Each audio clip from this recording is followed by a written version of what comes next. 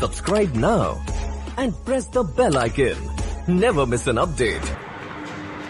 Good morning students and welcome back to our channel R K Sharma एएचडीपी classes. तो आज हम बात करने वाले हैं एएचडीपी फर्स्ट ईयर के अंदर हमारा जो सब्जेक्ट है इंट्रोडक्टरी वेटरनरी एनाटॉमी के अंदर जो हमारा चल रहा था एक्सियल स्केलेटन। एक्सियल स्केलेटन के अंतर्गत हमने पढ़ लिया था स्कल ऑफ बोन्स पढ़ लिए थे, फेशियल एंड क्रेनियल बोन्स पढ़ लिए थे, वर्टिब्रा पढ़ लिए थे, वर्टिब्रल फॉर्मूले पढ़ लिए थे और सभी वर्टिब्राओं के बारे में डिटेल से हमने पढ़ लिया था जितना उसमें मेन था।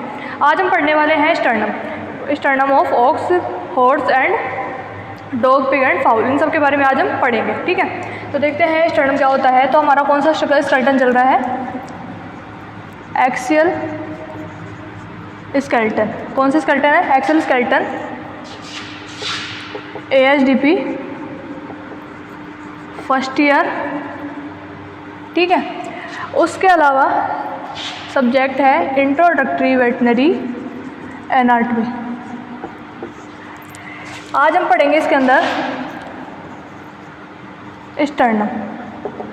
स्टर्नम जो होता है उसे हम उरोस्थी या छाती की हड्डी भी कहते हैं। क्या क्या कहते हैं इसे? उरोस्थी या छाती की हड्डी या सीने की हड्डी के नाम से इसको जाना जाता है। किसे? स्टर्नम को हिंदी में हम क्या क्या कह देते हैं? ये हो गए स्टर्नम के हिंदी में नाम। अब हम देखें कि sternum of aux. Sternum of aux के बारे में हम पढ़ेंगे। तो ऑक्स का स्टर्नम होता है वो किस प्रकार का होता है और कैसा होता है? ठीक है, तो ऑक्स का जो स्टर्नम होता है वो किस किस से मिलकर बनता है? यह जो स्टर्नम है यह है बोन एवं कार्टिलेज से मिलकर बनती है। किस किस से मिलकर बनती है? ऑक्स का जो स्टर्नम है वो बनता है, यह है संरचना स्टर्नम यानी कि बोन व कार्टिलेज से मिलकर बनती है। किन किन से मिलकर बनती है? बोन एवं कार्टिलेज से मिलकर बनती है। इस वजह से इसे क्या कह देते हैं? इसे एक ऑस्टियोकार्टिलेजिनियस संरचना की अस्थि कह देते हैं। क्या कह देते हैं इसे? ऑस्टियोकार्टिलेजिनियस प्रकार की अस्थि कह देते हैं। इसलिए इसे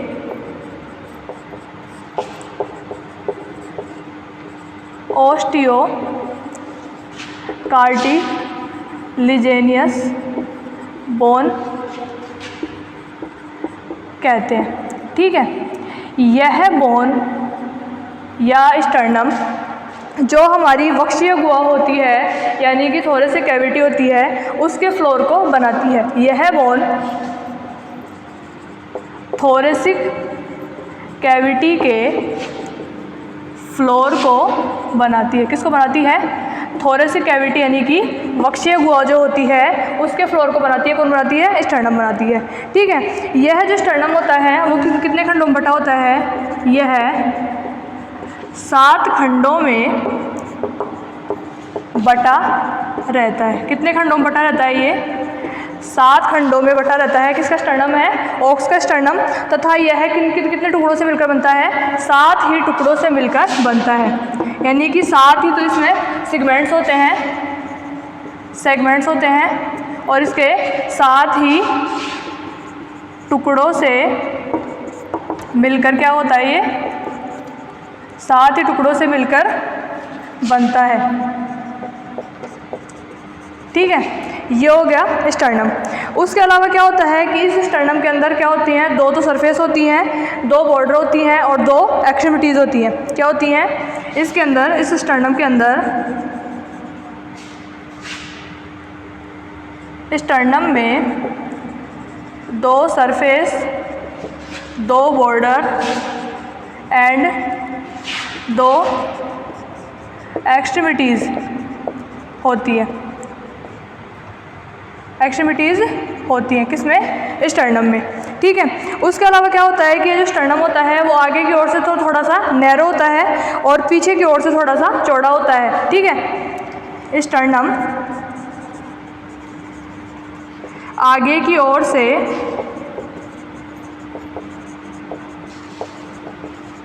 नैरो यानी कि संकरा तथा पीछे से फ्लैट चौड़ा सा होता है, पीछे से थोड़ा चौड़ा होता है स्टर्नम। ठीक है, उसके अलावा क्या होता है कि इसकी जो ऊपरी सरफेस है वो वक्ष होती है, हमारी छाती होती है, इसका फर्श बनाती है, तथा इसकी जो निचली सतह है वह एब्डोमिनल जो मसल्स होती हैं उनसे जुड़ी हुई रहती है। क्या क्या होता है इसमें,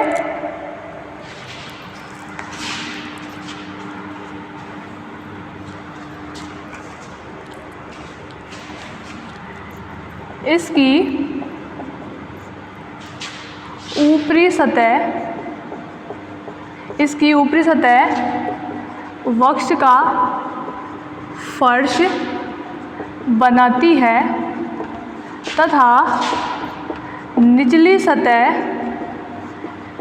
सतह उदरीय मांसपेशियां यानी कि एब्डोमिनल मसल्स होती हैं, उदरीय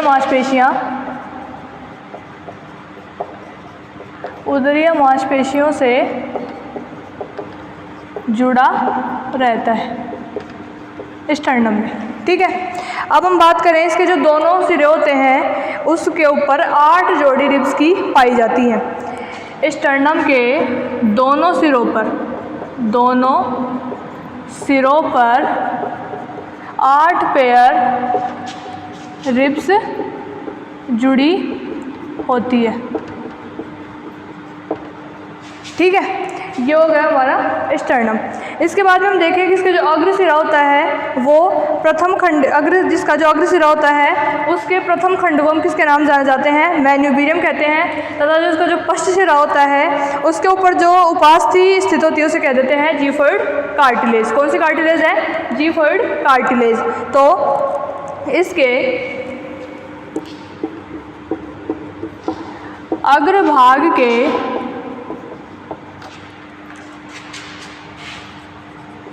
प्रथम खंड को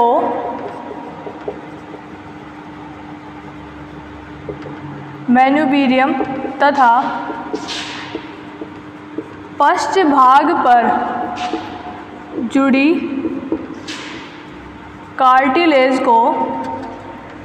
हुई कार्टिलेज को क्या कह देते हैं, कार्टिलेज को जीफॉइड कार्टिलेज कहते हैं। क्या कहते हैं, जीफॉइड कार्टिलेज कहते हैं। ठीक है, इसी के साथ ये हो गया ऑक्सोस्टर्नम कंप्लीट। अब ऑक्सोस्टर्नम में एक बार हम इसको दोबारा रिपीट कर लेते हैं। सबसे पहले तो जो ऑक्सोस्टर्नम होता है वो बोन एंड कार्टिलेज से मिलकर बनता है, इस वजह से इसे क्या कह देते हैं, इसे ऑस्टियोकार्टिलेजिनस बोन कह देते हैं। और यह बोन क्या करती है, जो थोड़ी सी कैविटी होती है उसके फ्लोर को बनाती है। उसके अलावा जो स्टर्नम होता है वो 7 सेगमेंट्स में डिवाइडेड रहता है, यानी कि ये 7 खंडों में बटा रहता है और साथ ही 7 टुकड़ों से मिलकर बनता है। ठीक है, उसके अलावा स्टर्नम में 2 सरफेसेस होती हैं, 2 बॉर्डर्स होते हैं एंड 2 एक्सट्रीमिटीज होती हैं। उसके अलावा स्टर्नम आगे की ओर तो कैसा होता है, नैरो होता है यानी कि थोड़ा सकरा होता है, तथा पीछे की ओर थोड़ा सा फ्लैट यानी कि चौड़ा होता है। उसके अलावा हम देखें, आगे हम बात करें कि इसकी जो ऊपरी सरफेस होती है यानी कि इसकी जो अपर सरफेस होती है, प्रॉक्सिमल सरफेस बोलते हैं हमें, प्रॉक्सिमल जो साइड होती है वो उसका वह तो क्या करती है, जिसके जो वक्ष होता है उसके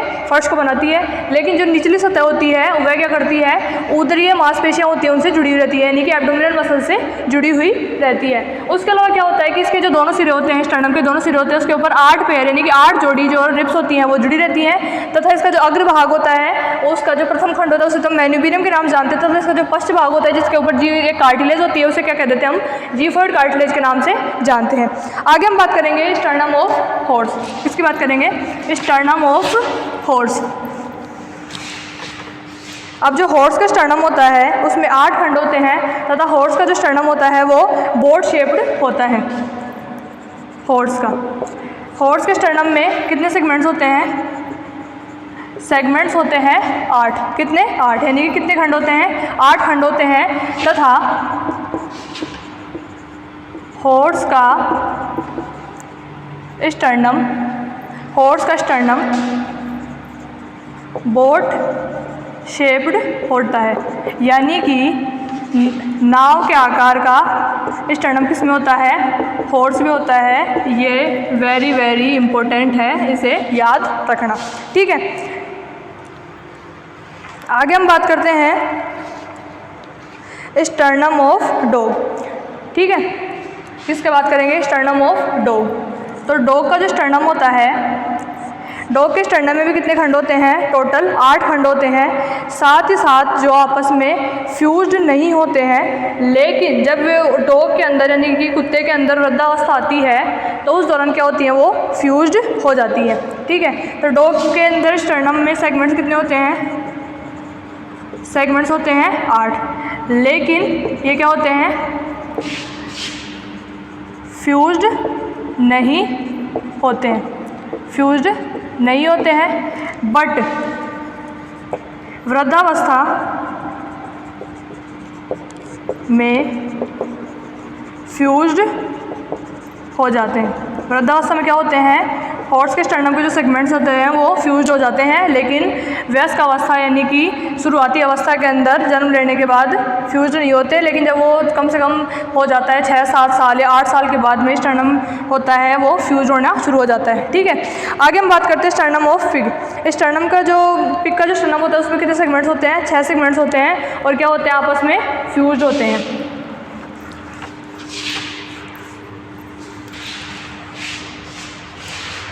पिग